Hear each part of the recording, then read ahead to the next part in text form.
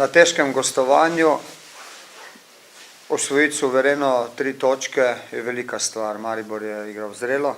V prvem polčasu je bil nasprotnik tako rekoč nenehno na svoji polovici. Tu smo imeli nekaj težav z prebijanjem tega bloka. V drugem polčasu je bilo potem prostora veliko več. Nasprotnik je bil v zaostanku, je moral nekaj poskušati in tu se nam je odpiralo veliko prostora, ki smo ga dobro izkoristili. V drugem polčasu smo pričakovali, da bo nasprotnik moral puščati malce več prostora, kajti bil je v zaostanku in to se je tudi zgodilo in to smo znali.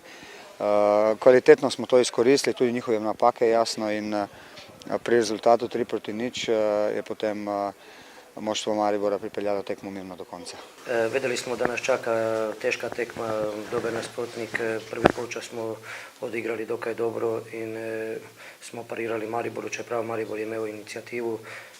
Maribor je dejansko iz prve akcije prave zadevo, kaj je kvaliteta i ekipe i posameznikov. V drugem polčasu smo poskusili nekaj več. Nažalost, individualno napako smo zaostajali 2-0 in Maribor je to rutinsko zmagal. Čeprav, še enkrat poudarim, rezultat je malo previsok. Fantom nimam kaj očitati, razen teh individualnih napak. Tukaj v Lendavi so zelo težke tekme, kot zmeraj, ampak mi smo tekmo rutinirano v revelih končnih zmagali 3-0. Res prvem delu je bilo malo težko, ker nismo razbili odpor nafte, potem pa je steklo v drugem delu. Po golmanovi napaki, tem smo se pobrali, zmagali na koncu, to je glavno, 3 točke grejo z nami in gremo k vrhu. Res smo v neki formi, dobre rezultate, ampak to je tudi plod dobre igre, ne.